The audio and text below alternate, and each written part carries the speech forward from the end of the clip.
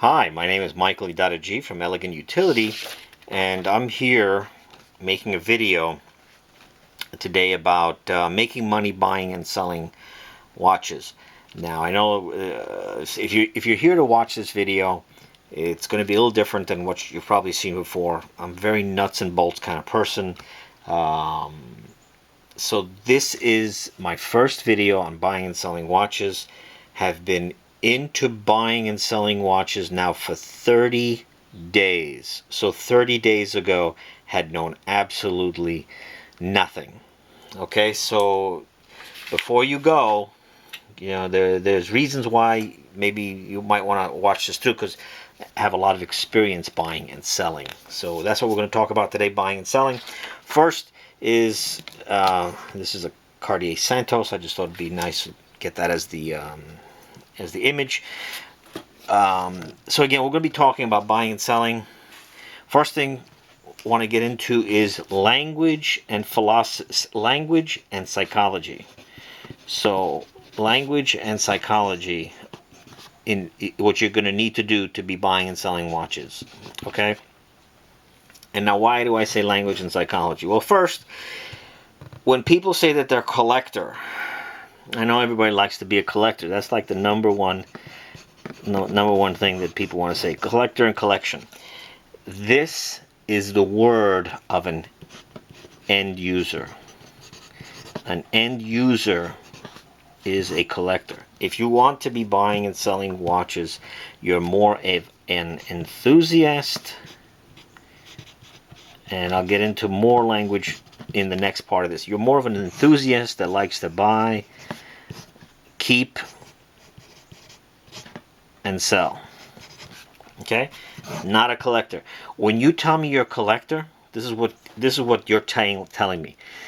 If we have a waterfall, we have a river or a stream, okay, river, and it goes down a waterfall, and this is another river, a faster river now because it went down the waterfall, let's say, and in the end, it ends up in a swamp. Okay? This is the collector. You do not want to be a swamp. Whenever you say you're a collector, you're saying you're a swamp. You want to be the river in motion.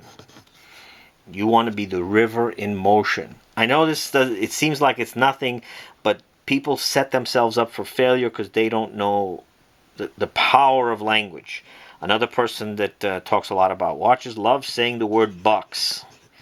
I don't know why. And whenever you say the word bucks instead of dollars,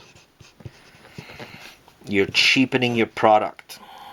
You are buying and selling an intricate piece of machinery. A watch is a machine. Okay, so that's the first thing on language. Be careful. Now, psychology. Now, psychology is going to go into my next part. And you might need to watch this video a couple of times. And the psychology is the why. Why are you interested in buying and selling watches? And what is the why of your potential customer?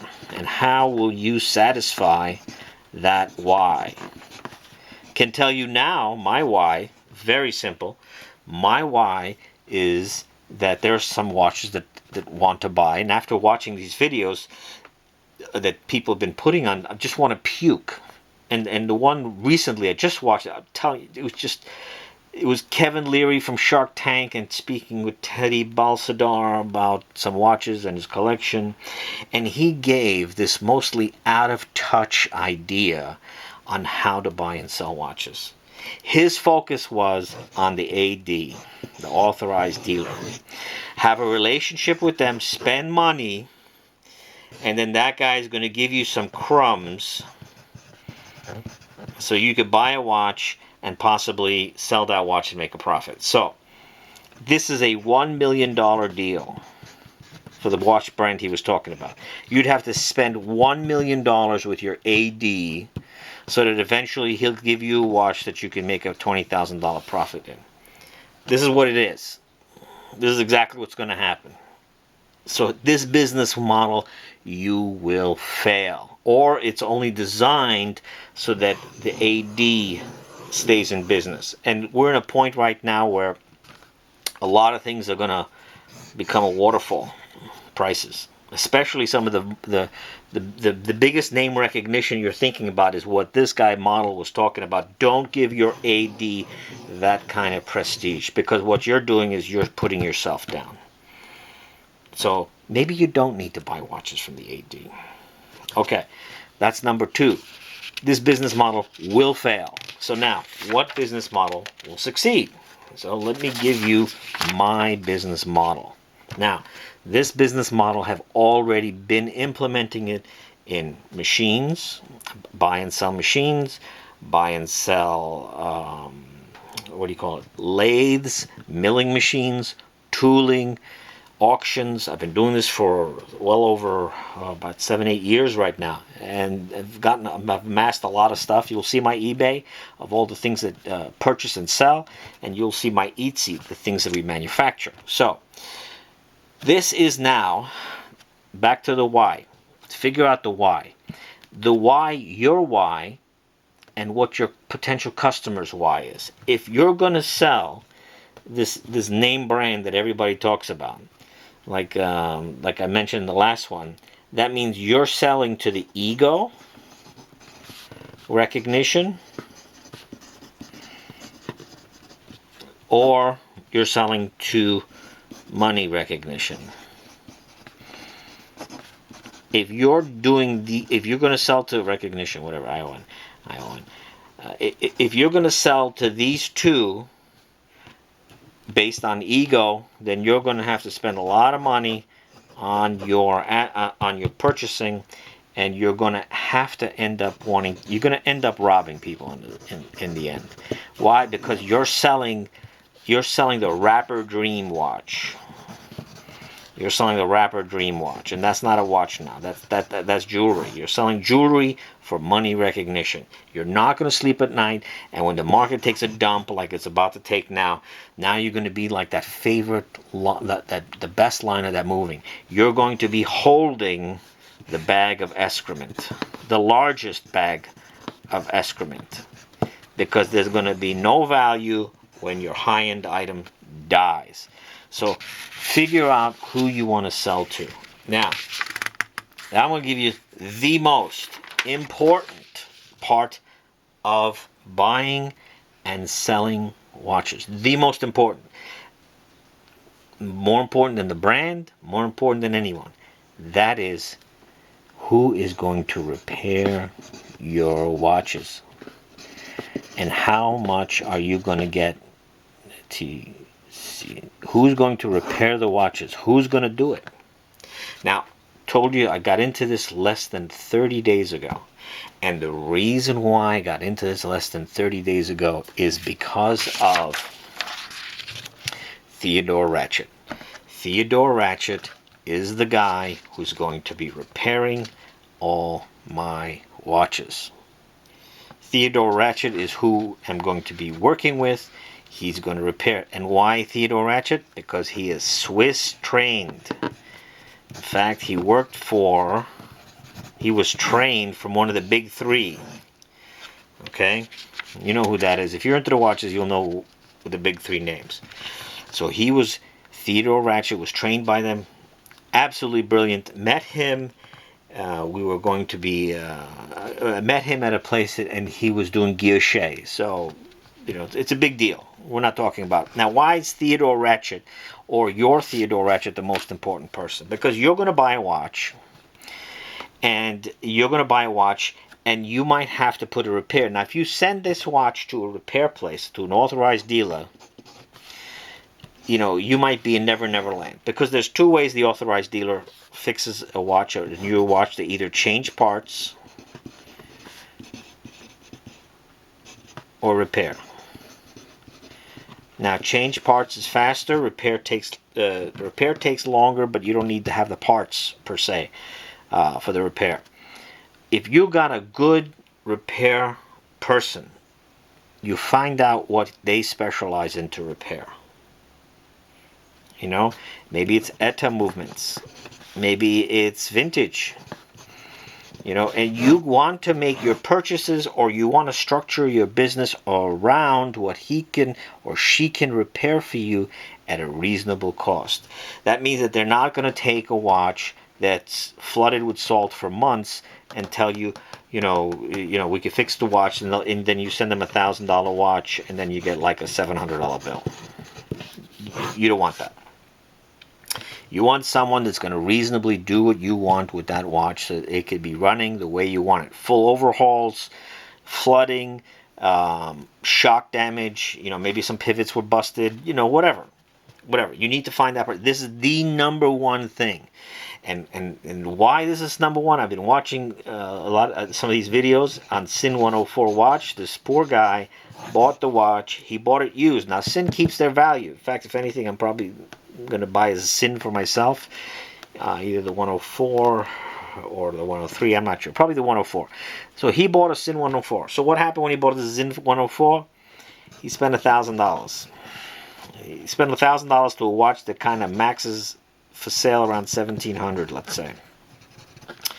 He had a problem with the watch, sent it back to the factory, authorized or something, and the watch overhaul was $405, and what they fixed on the watch totaled $550. So he went $550 into a watch that maximum would be $1,700. So now his watch cost is $1,550. There is no room for profit. There's no room for profit if that's his watch now. There's no way that guy is going to sell that watch and make a profit. If you're going to buy and sell watches, at the end of the day, you're going to want to make a profit so you could feed this business, so it doesn't suck your personal. You don't want to go to debt to buy and sell watches. You don't want to do that. It doesn't matter how much money you have right now. You need to find your repair place first. That's what my business model is. Found the repair, and because had found Theodore Ratchet, that's why now I'm in the business. Because of Theodore Ratchet. We're making some plans. We're not just going to have him fixing watches. We have a few others. Again, Swiss trained. And we are going to be doing this. We're in New York area, tri-state area. So that's why I got into this. So if you're going to buy a Sin 104 used for $1,000, consider that you might get something with a $300 money that you're going to have to put into it. Just consider that in your price. Always consider that in your price. Another thing that you should do is get a little bit familiar with some tools. You should get some tools. One of the things you're going to need is one of these, something to remove the backs. I'm going to make a product this week because these are all metal steel, and you don't want to be buying and selling watches and wrecking the watch by scratching it using these metal things. So I'm going to make them out of brass. I'll have these brass things out in a day or two. I'll put a link once I get them done, and they should fit this. And I'll make it this size hole, and if it doesn't fit, let me know. But this is pretty much, everybody gets the same one. They probably came out of the same factory. So I would put brass on that. You need one of these.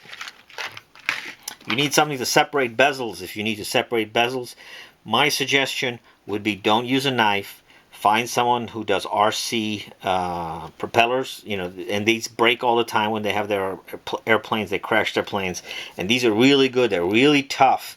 They'll get in there, and you'll be able to remove the bezels if you need, or remove the backs on the clip backs. Another thing that you should get is get a quality set of jeweler screwdrivers. This is Starrett. This is the kind of jewelers. These are machine shop tools. These are not made in cheap. This is really good stuff, made in America. Starrett.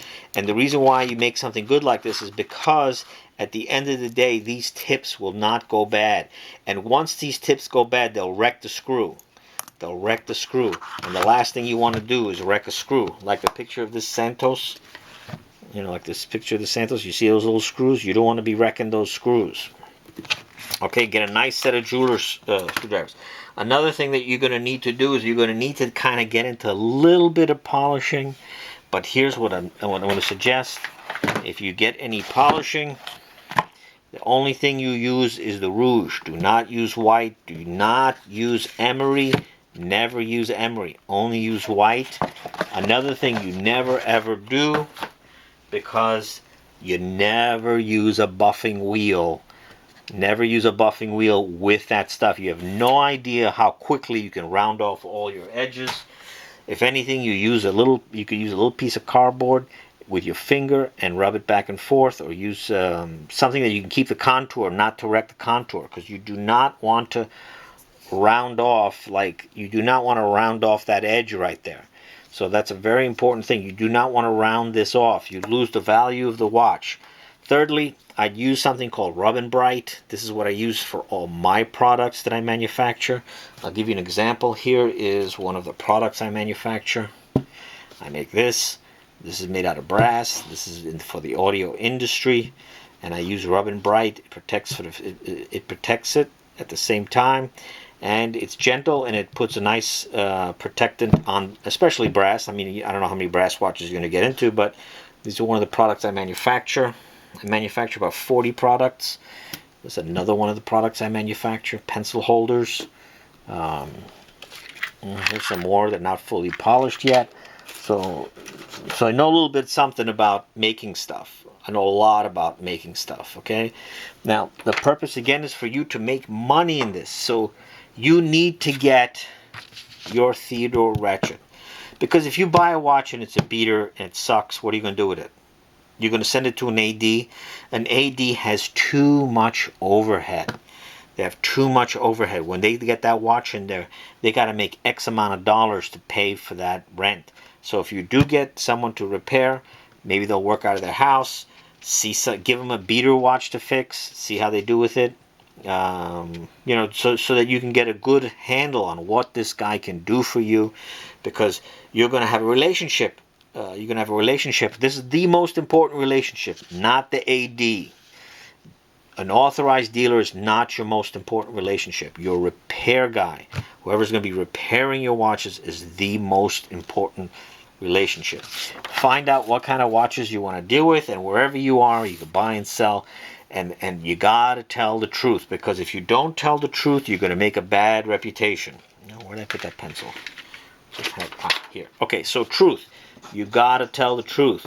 Sometimes you're going to get on the wrong end of a deal. You know what? Tell the truth, what's wrong, and just get rid of it. You're going to take a loss. Okay, you're going to take a loss, and you're going to get up. There's no such thing as succeeding without failing. Personally, I do not want... My thing is not to buy and sell watches that kind of... they're for ego, or for ego pleasure or money pleasure, because again, they're too much money to deal with. Vintage is interesting. I might get into vintage. Right now, I'm going to fund the business with the business. That's what I'm going to do. So here's how you're going to do it. You're going to find your friends, and you're going to use your friends first. You're going to use them, and you're going to tell them that you can fix their watches. Fix their watches, or get their watches fixed. That's what you're going to do. You're going to get their watches fixed. That's the hook. This is the hook. How are you going to get them in? Get them in by fixing their watches. Because if you can help your Theodore Ratchet make money, then he's going to help you when you need him to do a quick cleaning on something. You bought something on eBay, you kind of got at the wrong end of it, you still need to have it cleaned out. You send it to your Theodore Ratchet. He'll do it for you because you're sending him business. You're getting him business. As you get their watches fixed, and it's funny because another guy with the 104, a separate guy with another 104 that had fixed, he had a Seiko, and he had such a miserable thing. He sent it to the Seiko building, and he was robbed. But what the first thing people are going to do when they're going to get into their watches is they're going to fix their own watches. Fix their own watches. That's what they're going to do first. So once they fix their own watches, now they're going to be interested in buying a new watch, and you kind of want to get in between that. You want to kind of help that person get a watch. Maybe tell them up front, look, let me add a percentage and let me buy you the watch. I've already been studying this. I know it's good, and I got the repair guy working with me, Theodore Ratchet. Let's get you a nice watch. If you walk into a Macy's or Target or something like that, you're getting mostly you're getting junk. You're going to be getting junk, because the person doesn't know what to look at. They're just looking at the outside. It has like a lousy movement or something. I don't know. You want to build with even your friends, fix their watch, because everybody loves you when you can fix their stuff. Everybody loves you. And I'm going to tell you a little bit about me. I buy and sell. I work I have a machine shop. In my machine shop, I'm repairing machines pretty much. I repair machines. I can make parts for a watch if I have to. I mean, I even have, like, I'll give you an example. I have Swiss machines. This is for a Swiss Schaublin machine. And what this is this is how you cut the gear. So if you have like a 100-tooth gear, let's just say it's 100 teeth, you put a gear here that's 100 teeth, you put the blank on this side, and then you put it in there and you cut it, and then after you cut it, you move it one over and you cut the next one. And that's how you make gears. So this is no different than making gears that are, 6 inches big or 2 feet big, or and you can adjust again the height. And this is how you make your gears. Watch people use this kind of stuff. Watchmakers use this. Oh, another thing you need to have, which I forgot, is have a loop. Let me show you my fancy loop. Okay, have one of these. So you could look at stuff. You need to look at stuff. When you're buying something, you got to look at it. I'd be really careful buying some like luxury brands until you really know what you're buying. If you buy anything from eBay that you're spending real money on, have your Theodore Ratchet check it out. Have Theodore Ratchet open it up and see if it's the real deal, and do it quickly so that this way, if there's a problem, if it's a dishonest sale, you can get that sent back and get your money back. Okay, I know I'm talking fast. You can rewind it, but we're talking about here how to start making money with your buying and selling watches. Again, I'm in the pencil holder business as well. I'm making all kinds of pencil holders. I make, if you take the top 2 or 3 pencil holder companies besides mine, add up all the pencil holder variations we have more than all of them. We have over 25 to 30 different heads, different sizes, different lengths, different types, double-sided, brass. We have all kinds of things like that. Make them all here in New York. And this is a fun hobby with the watches. I think it's great if you can help people get watches. I think it'll be a lot of fun. Most people know absolutely nothing, like literally nothing. They only know a couple of name brands. They walk in there and they walk into some AD and they get fleeced. Especially if the AD postures you. If anybody postures you, dump them. No postures, because when they're posturing you, they're trying to set up the nightclub, the red rope thing where you can't get in. If somebody postures you, that means they're just trying to take your money and they're using your ego against you. And you don't want to do that. So now I'm going to show you my pitiful box of watches that I've been using. And this is my first Casio. This is a nice Movado, but again, it's a quartz movement. These are all quartz movements. I'm probably going to be selling these on eBay. This is a Victorinox quartz movement, but the bracelet is solid. I mean, it's very well made.